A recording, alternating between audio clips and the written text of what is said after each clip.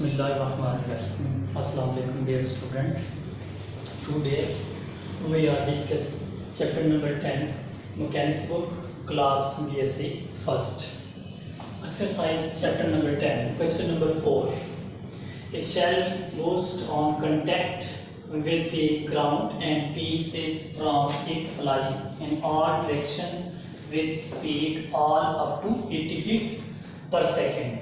Prove that a man 100 foot away is in danger for 5/2 seconds.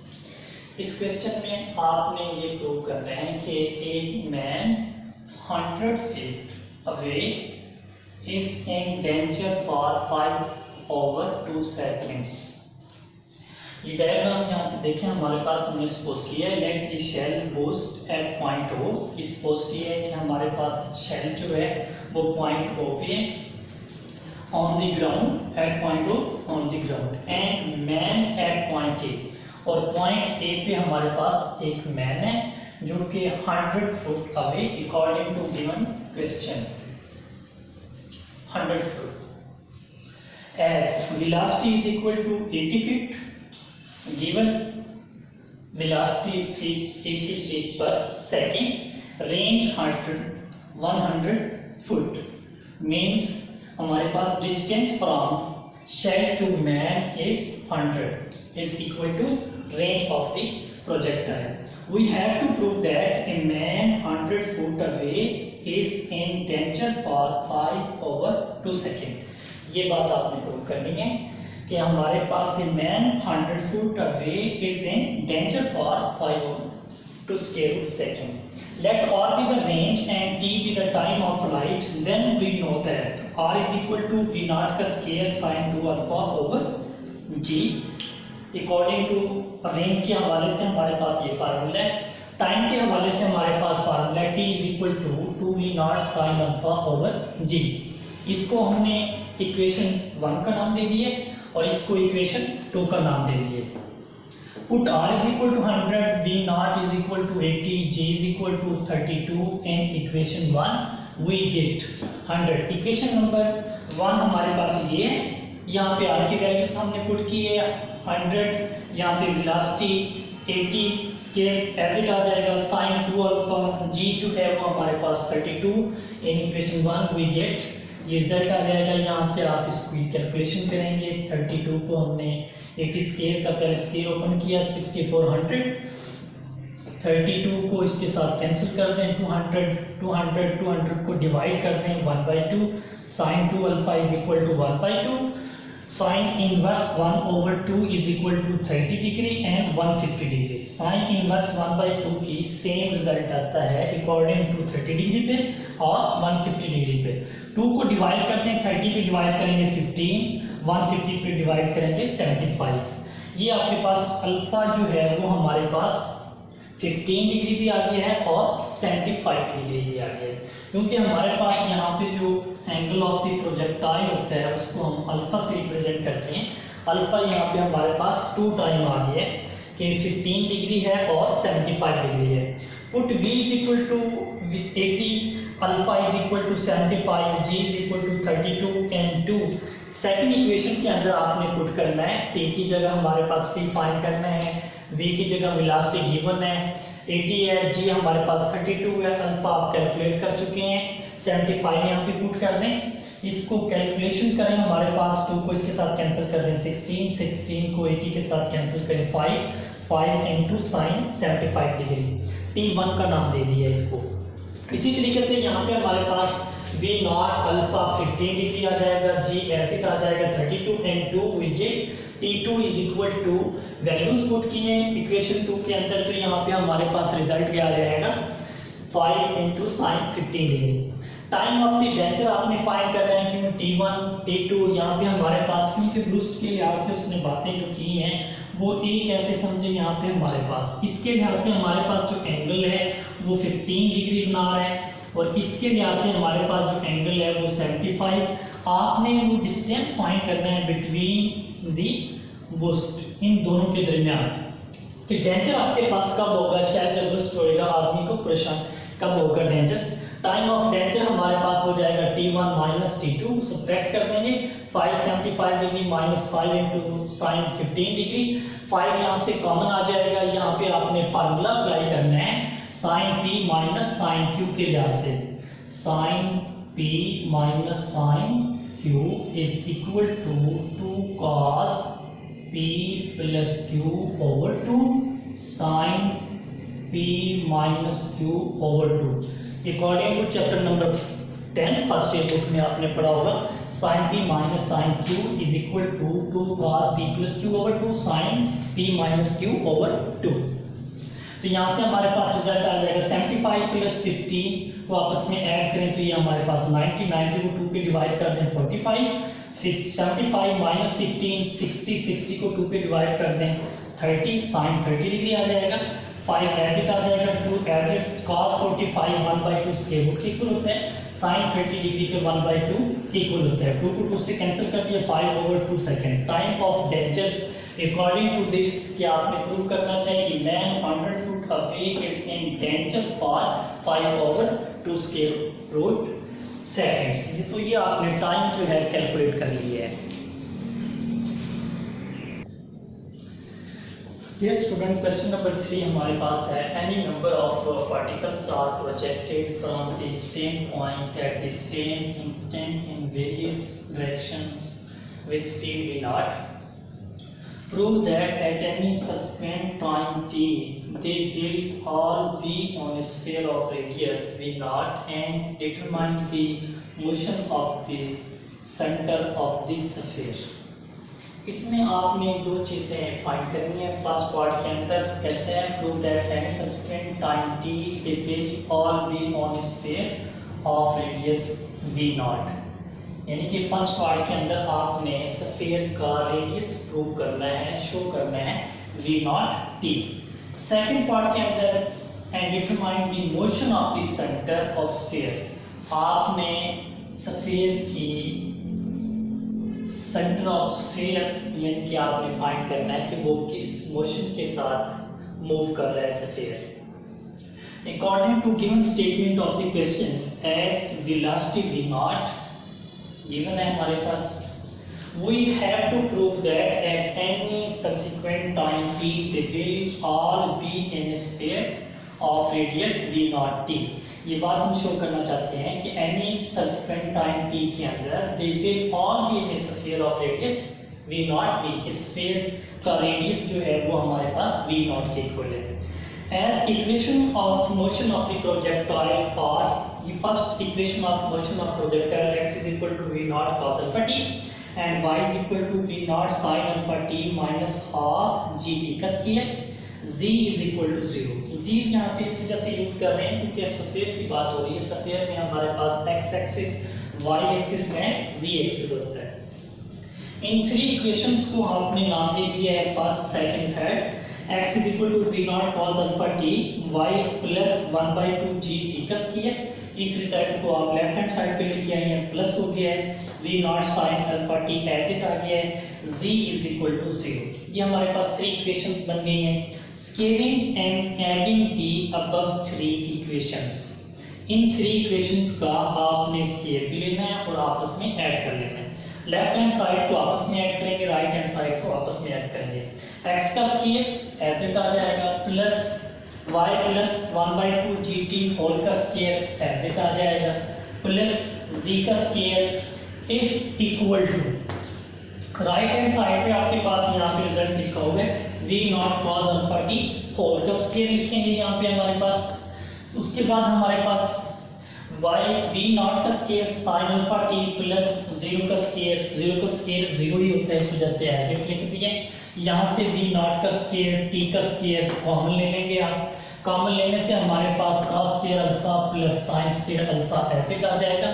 cos scale alpha plus sin scale alpha according to 1 trigonometric function के हवाले से 1 हो गया, 1 को multiply करिए result ऐसे का आ गया।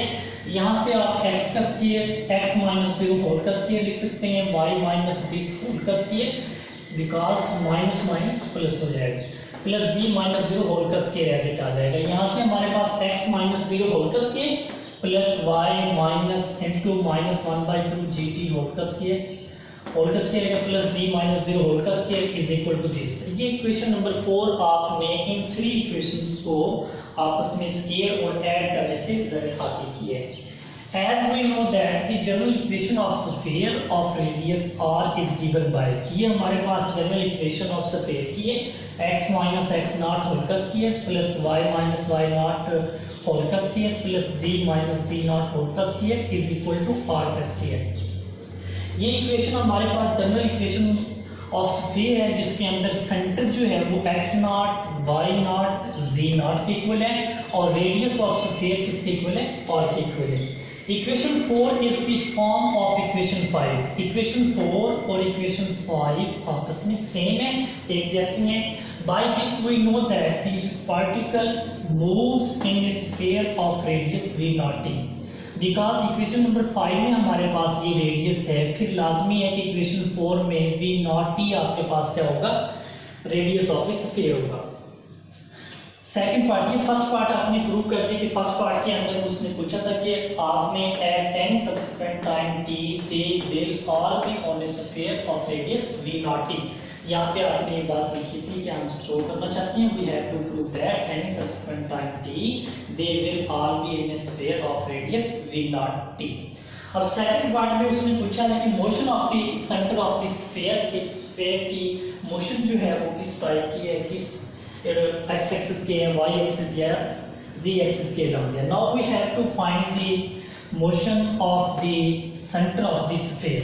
अब ये रिजल्ट आपने शो करना है। As the central points are, central point हमारे पास 0 माइनस 1/2 gt का square comma 0 which lies on y axis, क्योंकि अकॉर्डिंग टू इक्वेशन 5 हमारे पास जो सेंटर है वो है x naught y naught z naught, radius वो आपके पास है r के equal according to equation 5।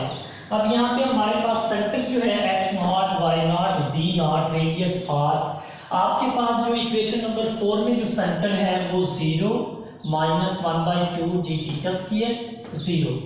Equation number 4 में हमारे पास स्फीयर का जो रेडियस है वो आपके पास क्या हो जाएगा 0 माइनस हाफ gt का square 0 which lies on y axis. किस वजह से, क्योंकि हमारे पास बिकॉज x 0 है y z भी 0 है, y का कंपोनेंट माइनस हाफ gt का स्क्वायर है, लाजमी है कि हमारे पास जो स्फीयर है वो y एक्सिस के अलोंग मूव कर रहा है।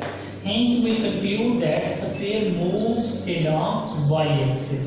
इस क्वेश्चन में दो पार्ट्स से दोनों पार्ट दो हो गए हैं। फर्स्ट पार्ट के अंदर आपने रेडियस ऑफ स्फीयर फाइंड करना था, वो v naught t is equal to prove कर दिया है यहाँ पे। सेकंड पार्ट के अंदर आपने motion of the centre of the sphere बतानी थी, वो हमने फाइंड कर ली है कि वो हमारे पास along y axis है। क्वेश्चन एक्सरसाइज का question number 6, find the range of a rifle when alpha is the elevation of the projection and d naught the speed. Show that if the rifle is fired with the same elevation and speed from a car traveling with speed v towards the target, then the range will be increased by 2v naught v sin alpha over g। ये आपने prove करना है कि हमारे पास suppose कर लेते हैं let a bullet be projected from point O with velocity v naught and strike the ground at point A। हमने सपोज किया कि बुलेट पॉइंट O से स्टार्ट करता है and strike the ground at point A with range of 0। Because x axis के लिहाज से हमारे पास x के लिहाज से ये x एक्सिस है, ये आपके पास हो जाएगा y एक्सिस। इस पॉइंट के लिहाज से हमारे पास r और 0 हो जाएगा। x कंपोनेंट आपके पास r है डिस्टेंस, क्योंकि आपने x एक्सिस डिस्टेंस तय किया r, और y आपके पास x एक्सिस पे 0 कंपोनेंट होता है। Angle of elevation according to given हमारे पास अल्फा के इक्वल है, स्पीड ऑफ द प्रोजेक्टाइल वो हमारे पास स्पीड v नॉट के इक्वल है। रेंज और डैश जो है वो आपने फाइंड करनी है, रेंज विल बी इंक्रीज, और डैश क्या लेंगे हमारे पास r i कह लें। एज जनरल इक्वेशन इस वो हमारे पास प्रोजेक्टाइल की जनरल इक्वेशन है y is equal to x tangent alpha minus half second square alpha g x का स्क्वायर ओवर v नॉट का square. To find the range put x is equal to r y is equal to 0। इसका मतलब ये है कि हमारे पास according to point a और r 0 पॉइंट जो आपके पास होता है, कोई भी पॉइंट ले लें, वो x और y कोऑर्डिनेट के लिहाज से होता है। पहला component first component x is equal to r, y is equal to 0। यहाँ पे हमारे पास because the distance from o to a is called range, therefore x is equal to r। ये हमारे पास डायग्राम में है कि x o टू a जो डिस्टेंस है वो r की इक्वल है, that is x is equal to r, y is equal to 0। Equation 1 becomes, यहाँ पे y की जगह आपके पास कितना आ जाएगा, 0 के इक्वल आ जाएगा, x is equal to r। पहले हमने यहाँ पे y की जगह 0 पुट किया, ये रिजल्ट ऐसे आ गया है, यहाँ से हमारे पास 0x को एलिमिनेट कर दें दोनों तरफ, ये रिजल्ट आप लेफ्ट हैंड साइड पे लेके आए, जी x over to we naught का square second square alpha is equal to tangent alpha. यहाँ से x फाइंड करें, x is equal to tangent alpha ऐसे आ गया है, तो यहाँ से टू वी नॉट का स्क्वायर डिनोमिनेटर में या न्यूमिनेटर में चला जाएगा, जी सेकंड स्क्वायर डिनोमिनेटर में आ जाएगा। टेंजेंट को आप लिख सकते हैं sine alpha over cos alpha, two we naught का square cos square alpha, second को रेसिप्रोकल कॉस स्क्वायर अल्फा आ जाएगा, कॉस की एक वैल्यू इसके साथ कैंसिल हो जाएगी, टू वी नॉट का square sine alpha cos alpha over g. x आपके पास क्योंकि r के इक्वल है, r यहाँ पे आप x की जगह r पुट कर देंगे, तो हमारे पास क्या रिजल्ट आ जाएगा, two we naught sine alpha V naught cos alpha over G. It is the range of cord when it is in rest state. तो ये जो आपके पास रेंज ऑफ कॉर्ड आई है रेस्ट पोजीशन के लिहाज से आई है। Now we find the required range when it is traveling with speed v towards target, in this case range is equal to r dash। जब हमारे पास required range जो है traveling speed के साथ v speed के साथ कार मूव कर रही है, तो उसकी स्पीड जो आपके पास है वो v कैपिटल के इक्वल है। उस रेंज को आपने यहाँ पे नाम दिया हुआ है r डैश के नाम के लिहाज से। As r is equal to 2v naught sin alpha v naught cos alpha over g, जो कि आपने पहले यहाँ पे फाइंड की हुई है, 2v naught sin alpha v naught cos alpha over g, वो रिजल्ट हमारे पास ये लिखा हुआ है, उसी को नाम दिया हुआ है।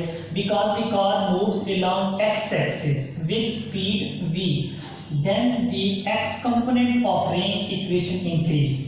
यहाँ पे कहने का मकसद है कि आपकी जो अकॉर्डिंग टू स्टेटमेंट कि car travelling with speed v, वो हमारे पास x एक्सिस के लॉन्ग मूव कर रही है, उसमें हमारे पास रेंज में जो इंक्रीजिंग आएगी वो r डैश का नाम दे रही है, और जो आपके पास रिजल्ट होगा ये आपके पास r डैश है। स्पीड जो है v कैपिटल V के लिहाज से, इस वजह से यहाँ पे हमारे पास x axis with speed v, then the x component of range equation increase. तो x कंपोनेंट के लिहाज से हमारे पास जो इंक्रीजेस आएगी v naught cos alpha plus v, ये आपके पास y कंपोनेंट के लिहाज से होता है, ये आपके पास x कंपोनेंट के लिहाज से होता है। यहाँ पे v naught sine alpha v naught cos alpha, v naught cos alpha के अंदर आप इंक्रीज कर देंगे v, क्योंकि कार मूव कर रही है अकॉर्डिंग टू x एक्सिस।